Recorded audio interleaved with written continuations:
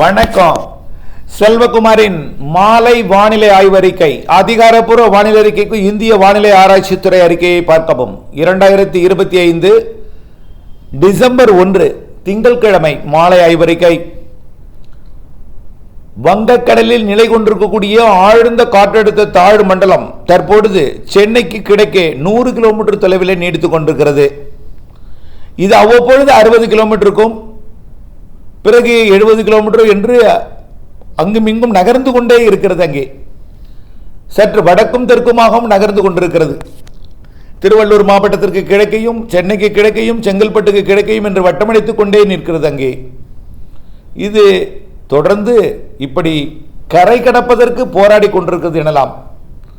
ஆனால் இறுதியில் கரை கடக்கும் பொழுது செயலிழந்து அது செங்கல்பட்டு மாவட்டம் அல்லது அதற்கு தெற்கே உள்ள மாவட்டங்கள் வழியாக தென்மேற்கு நோக்கி தமிழ்நாட்டின் டெல்டா மாவட்டங்கள், உள் மாவட்டங்கள், தென் மாவட்ட பகுதியை நோக்கி செயலிழந்து ஒரு காற்றழுத்த தாழ்வு பகுதியாக 3ஆம் தேதி முதல் திரும்ப தொடங்கி அனைத்து மாவட்டங்களுக்கும் 8ஆம் தேதி வரை நல்லதொரு மழைப்பொழிவை கொடுக்க இருக்கிறது.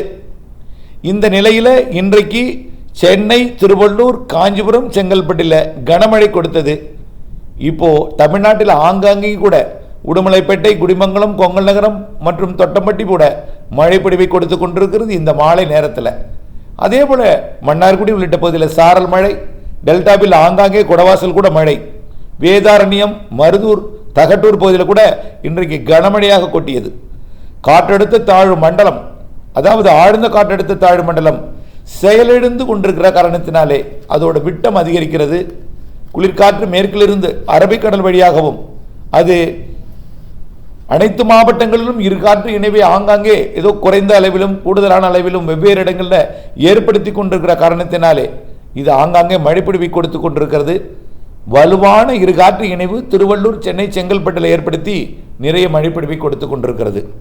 ஆனால் சென்னையில் பெய்து கொண்டிருக்கூடிய மழை தொடர்ச்சியாக ஒரே ஊரிலே கொட்டி கொண்டிருக்காது. அப்படி கொட்டினால்தான் பாதிக்கும், அப்படி அமையாது. இந்த நிகழ்வு அங்குமிங்கும் நகர்ந்து கொண்டிருக்கிற காரணத்தினாலே சிறிது நேரம் திருவள்ளூர் மாவட்டத்தில் கொட்டும், பிறகு திருவள்ளூர் மாவட்டத்தின் சென்னை எல்லையோரம் கொட்டும், பிறகு வட சென்னை கொட்டும், பிறகு மாநகரம், பிறகு செங்கல்பட்டு என்று அங்குமிங்கும் சில நேரங்களிலே ஒட்டுமொத்த 3 மாவட்டங்களிலும் பெய்யும். இப்படி 1 மணி நேரத்திற்கு 1 சென்டிமீட்டர் வீதம் ஒரு 5 மணி நேரத்துக்கு 5ஓ 10ஓ பெய்தாலும் வடிந்த பிறகுதான் அடுத்த மழை மீண்டும் அந்த இடத்திற்கு வரும். இப்படி ஒரு இடத்துல நிலை பெறாமல் நகர்வது ஒரு வரப்பிரசாதம் எனலாம். பாதிப்பில்லாத மழைப்பொழிவை சென்னைக்கு கொடுக்கிறது என்று நாம் புரிந்து கொள்ள வேண்டும். இப்படித்தான் நாளைக்கும் கொடுக்க போகிறது. நாளை 2ஆம் தேதி இந்த நிகழ்வு சென்னைக்கு சற்று தெற்குப்புறம் அல்லது சென்னை அருகே திருவள்ளூரிலேயோ இந்த 3 மாவட்டங்களில் ஏதேனும் ஒரு இடத்துல கரை கடக்க முற்படும் பொழுது, அதாவது இன்றைக்கு இரவே மண்டலமாக செயலிழந்துவிடும். நாளை வெல் மார்க்டு லோ பிரஷர், அதாவது தீவிர தாழ்வு பகுதியாக செயலிழந்துவிடும். அப்பொழுது அது திருவள்ளூர், சென்னை, செங்கல்பட்டு ஏதேனும் ஒரு மாவட்டங்கள் வழியாக அது கரையோரமாக உள்ளே நுழைந்தாலும் நேரடியாக மேற்கு நோக்கி ஊடுருவி விடாது. காரணம், அடர்மிகு ஊடகம், குளிரலை அதிகமாக இருக்கிறது மேற்கு மாவட்டங்கள், அதாவது கர்நாடகா, ஆந்திர எல்லையோர மாவட்டங்களிலே. இதன் காரணமாக எங்கே நுழைந்தாலும் அப்படியே ஒரு சரிவாக கடலோர மாவட்டங்கள் மற்றும் அதன் உள் மாவட்டங்கள் வழியாக தென் மாவட்டங்கள், மேற்கு மாவட்டங்கள் நோக்கி பயணிக்கும். ஒரு காற்றழுத்த தாழ்வு பகுதியாக செயலிழந்து தமிழ்நாட்டின் அனைத்து மாவட்டங்களையும் அடைத்து கொண்டு தெற்கு நோக்கி பயணிக்கும் பொழுது, தென்மேற்கு நோக்கி பயணிக்கும் பொழுது மேற்கு நோக்கியும் அனைத்து மாவட்டங்களுக்கும் கிழக்கு காற்று வர குளிர்விக்க நல்ல மழைப்பொழிவை கொடுக்க போகிறது வரக்கூடிய 3ஆம் தேதி முதல். ஆனால் சென்னையை பொறுத்த வரைக்கும் ஒரே இடத்தில் நீடிப்பதன் காரணமாக, அந்த 3 மாவட்டத்தின் அருகிலேயே நீடிப்பதன் காரணமாக 2ஆம் தேதி வரை சென்னை, திருவள்ளூர், காஞ்சிபுரம், செங்கல்பட்டுக்கு மழைப்பொழிவை கொடுக்கும்.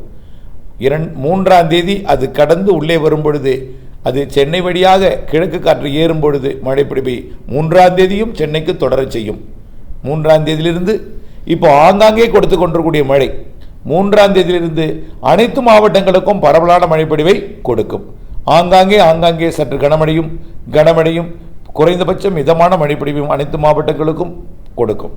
இதில் வரக்கூடிய 3ஆம் தேதியிலிருந்து 8ஆம் தேதி வரை இந்த நிகழ்வு தமிழ்நாட்டின் தென் மாவட்டங்கள், மேற்கு தொடர்ச்சி மலை மாவட்டங்கள், அனைத்து உள் மாவட்டங்களுக்கும் மழைப்பொழிவை கொடுக்க போகிற நிலையில் டெல்டாவிற்கும் கர்நாடக எல்லையோரத்தில் கொஞ்சம் குறைவாக இருந்தாலும் அங்கும் உயிர் கொடுக்கும் மழை முதல் நல்ல மழை வரை கிடைக்கும். அதே போல தான் ஆந்திர எல்லையோரத்திற்கும். இந்த நிகழ்வு தமிழ்நாட்டில் மழைப்பொழிவை கொடுக்க போகிற அதே நேரத்தில் புதிதாக ஒரு வளிமண்டல சுழற்சி ஒன்று கீழடுக்கு சுழற்சியாக தற்பொழுது தென்சீனக்கடலில் இருந்து தாய்லாந்து வளைகுடா நோக்கி நகர்ந்து வந்து கொண்டிருக்கிறது. இந்த காற்று சுழற்சி அந்தமான் கடற்பகுதிக்குள் வந்து வரக்கூடிய 6ஆம் தேதி 7ஆம் தேதி வாக்கில் வட இலங்கை மற்றும் அதனை ஒட்டியுள்ள மாவட்டங்கள் வழியாக தமிழ்நாட்டின் மாவட்டங்கள் வழியாக மேற்கு நோக்கி நகரும். இதன் காரணமாக மழைப்பொழிவு இலங்கைக்கும் இருக்கிறது. தயவுசெய்து இலங்கை தமிழ் மக்களோ அல்லது இலங்கை மக்களோ கவலைப்படக்கூடாது. இனிமேல் உங்களுக்கு மழையை கண்டால் கொஞ்சம் அச்ச உணர்வு ஏற்படும். நிகழ்வை கண்டால் மழை பொழிந்து விடுமோ என்கின்ற அச்ச உணர்வு உங்களுக்கு இருக்கத்தான் செய்யும். ஆனால் வரக்கூடிய நிகழ்வு ஒரு பெரிய அளவிலே பாதிப்பை கொடுக்காது. சற்று கனமழையாக இருக்கும். ஆனால் இது 6ஆம் தேதி 7, 8 தேதிகளில் வரக்கூடிய அந்த மழை உங்களுடைய மறுசீரமைப்பிற்கும் மீண்டும் குடியமர்வு போன்ற பல்வேறு முன்னெடுப்பு பணிகளுக்கும் இது இடையூறை கொடுக்குமே தவிர பாதிக்காது என்பதை நீங்கள் புரிந்து கொள்ள வேண்டும். அதேபோல மீண்டும் மழைப்பொழிவு 3ஆம் தேதியிலிருந்து வரக்கூடிய 8ஆம் தேதி வரை தமிழ்நாட்டின் அனைத்து மாவட்டங்களுக்கும் ஆங்காங்கே கொடுக்கும்போது உள் மாவட்டங்கள் திண்டுக்கல், திருப்பூர், கோயம்புத்தூர், கரூர் மற்றும் திருச்சி மாவட்டத்திற்கும் அதேபோல எடப்பாடி உள்ளிட்ட சேலம் மாவட்டத்திற்கும் நாமக்கல் மாவட்டத்திற்கும் இன்னும் மழை பெய்யாத குறைவான மழை பொழிந்திருக்கக்கூடிய மாவட்டங்களுக்கும் நல்ல மழை கொடுக்க போகிறது. தென் மாவட்டங்களுக்கு ஒரு சிறப்பான ஒரு மழைப்பொழிவை கொடுக்க போகிறது என்பதை நீங்கள் புரிந்து கொள்ள வேண்டும். அனைத்து மாவட்டங்களுக்கும் உண்டு ஏற்ற இறக்கத்துடன் மழை இருக்கும். ஆகவே மழை இருந்து கொண்டே இருக்கும், காய விடாது. இந்த நிலையில் இந்த நிகழ்வு உடன் அடுத்த நிகழ்வும் இணையும் பொழுது தென் மாவட்டங்களுக்கு நிறைய மழைப்பொழிவு தெரிகிறது. இப்போ டெல்டா மாவட்டங்கள் குறிப்பாக நாகப்பட்டினம் மற்றும் மயிலாடுதுறை, காரைக்கால் மாவட்டங்களையும் திருவாரூர் மாவட்டத்தோட கிழக்கு பகுதி மற்றும் தஞ்சாவூர் மாவட்டத்தோட பகுதிகளில் நெற்பயிர்கள் மூழ்கி இருக்கிறது. ஆக இந்த நெற்பயிர்கள் இளம்பயிர்கள் சற்று பாதிப்படைந்திருந்தாலும் கொஞ்சம் வயதான பயிர்களுக்கு கொஞ்சம் தண்ணீர் வடிய விட்டால் தப்பிவிடும் என்கின்ற நிலையில் வடிய விட்டு கொண்டிருக்கிறீர்கள். இந்த நிலையில் வரக்கூடிய நிகழ்வு வரக்கூடிய 3ஆம் தேதியிலிருந்து தொடங்கக்கூடிய மழை ஆங்காங்கே பெய்யக்கூடிய மழை வடிய விடாமல் மீண்டும் மூழ்கடித்து விடுமோ என்கின்ற அச்ச உணர்வு உங்களுக்கு இருக்கிறது. வரக்கூடிய மழை பாதிப்பில்லாமல் சற்று கனமழை முதல் கனமழையாக இருக்கும். அதாவது ஒரு 10 லிட்டர் தண்ணீர் வடிந்தால் 1 லிட்டர் மேலே மழையாக பொழியும். ஆக வேகமாக வடிவதற்கு ஒரு இடையூறை கொடுக்கும், அவ்வளவுதான். தண்ணீர் கொஞ்சம் சேரும், அதுவும் சேர்த்து வடிய விட வேண்டிய நிலை இருக்கும், அப்படித்தான். ஆகவே வரக்கூடிய 8ஆம் தேதி வரை இது நல்ல மழைப்பொழிவை கொடுக்கும் என்பதில் தமிழ்நாட்டின் அனைத்து மாவட்டங்களுக்கும் இருக்கும் என்பதில் எந்த மாற்றமும் இல்லை. இதனைத் தொடர்ந்து அடுத்த நிகழ்வும் அதாவது 11ஆம் தேதியிலிருந்து 14ஆம் தேதி வரை அடுத்த நிகழ்வும் நல்ல மழைப்பொழிவை தர இருக்கிறது என்பதை நீங்கள் புரிந்து கொள்ள வேண்டும். ஆகவே அடுத்தடுத்த நிகழ்வுகள் இருக்கிறது என்பதை நீங்கள் நினைக்கும் பொழுது இலங்கை மக்கள் அச்சப்படலாம். பருவமழை பொங்கல் வரை இருக்கிறது, அதையும் தாண்டி ஜனவரி இறுதி வரை இருக்கிறது என்பதை தமிழ்நாட்டிற்கு சொல்லியிருக்கிறேன். இலங்கையை பொறுத்த வரைக்கும் பிப்ரவரி வரை இருக்கிறது. ஆனால் தற்பொழுது ஏற்பட்ட பாதிப்பு போல ஒரு வலுவான நிகழ்வு வந்து பாதிப்பை ஏற்படுத்தி விடாது. ஆனால் நிகழ்வு இருக்கிறது, வலுவான நிகழ்வு கிறிஸ்துமஸ் ஒட்டிய நாட்களிலும் இருக்கிறது, ஜனவரியிலும் இருக்கிறது. ஆனால் அதை பொறுத்திருந்து பார்க்க வேண்டும். உடனடியாக உங்களுக்கு எந்தவித பாதிக்கும் மழைப்பொழிவு இப்பொழுதைக்கு இல்லை என்றாலும் சற்று கனமழை எல்லாம் இருக்கிறது. 6-7 தேதிகளிலேயே கனமழை இருக்கிறது. ஆகவே அதற்குள் உங்களுடைய நிவாரண மீட்பு மற்றும் மறு குடியரமைப்பு பணிகளை விரைந்து முடித்திடுமாறு கேட்டுக்கொள்கிறேன். இல்லை என்றால் இடையூறு கொடுக்கும், அச்சப்பட வேண்டாம். தமிழ்நாட்டில் மழைப்பொழிவு பற்றாக்குறை உள்ள மாவட்டங்களுக்கு இது ஒரு நல்ல ஒரு சிறப்பான ஒரு மகிழ்ச்சி தகவலாக அமையும் என்றாலும் இன்னும் டெல்டா மாவட்டங்கள் மற்றும் பிற மாவட்டங்கள் ஏற்படக்கூடிய பயிர் பாதிப்பினால் அச்சமூட்டு வகையில் இருந்தாலும் அச்சப்படாதீர்கள். அளவான மழை, சற்று கனமழை இருந்தாலும் ஏற்கனவே பெய்தது போல் கொட்டி தீர்த்து விடாது என்பதையும் தெரியப்படுத்த விரும்புகிறேன். ஆகவே காய விடாத மழை தொடர்ந்து எல்லா நாட்களும் இருக்கிறது. இன்றைக்கும் நாளைக்கும் இன்றைக்கு ஆங்காங்கே பெய்வது போல் இருக்கும். 3ஆம் தேதியிலிருந்து அனைத்து மாவட்டங்களும் கிடைக்கும். 4ஆம் தேதியிலிருந்து நல்ல மழை கிடைக்க இருக்கிறது என்று அடுத்தடுத்த நிகழ்வுகள் பொங்கலையும் தாண்டி ஜனவரி இறுதி வரை தமிழ்நாட்டுக்கும் பிப்ரவரியிலையும் இலங்கைக்கு இருக்கிறது என்பதையும் பாதிப்பில்லாத மழையாக வடகடலோரம் மற்றும் வட உள் பகுதிகளுக்கு இருக்கும் என்பதையும் தெரியப்படுத்த விரும்புகிறேன். தொடர்ந்து இணைந்திருங்கள்.